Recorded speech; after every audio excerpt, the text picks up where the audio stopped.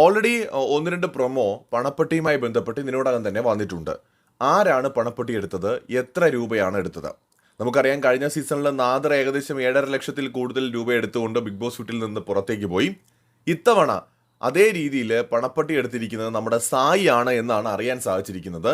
ഏകദേശം 5 ലക്ഷം രൂപയാണ് സായിക്ക് ലഭിച്ചത് എന്നാണ് മനസ്സിലായിരിക്കുന്നത്. അധികം സമയമൊന്നും എടുത്തില്ല, വളരെ പെട്ടെന്നായിരുന്നു സായിയുടെ തീരുമാനമെന്നും അറിയാൻ സാധിക്കുന്നു. അതായത് നമുക്കറിയാം, അവിടെ പലരും പണപ്പെട്ടി എടുക്കാനുള്ള സാധ്യതയുണ്ട്.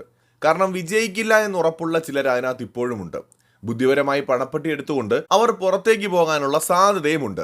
അവിടെയാണ് കൂടുതൽ പരീക്ഷണങ്ങൾക്ക് മുതിരാതെ മറ്റാരെങ്കിലും അത് എടുക്കുന്നതിന് മുമ്പ് 5 എടുത്തുകൊണ്ട് പോകാമെന്ന് സായി തീരുമാനിച്ചിരിക്കുന്നത്. സായിയുടെ തീരുമാനം ഏറ്റവും മികച്ച തീരുമാനമാണെന്നാണ് ഞാൻ പറയുന്നത്. കാരണം ഈ ഒരു അടുത്ത ആഴ്ചയിലൊക്കെ ചിലപ്പോൾ സായി പുറത്തു പോകാനുള്ള സാധ്യത വളരെ കൂടുതലായിരുന്നു.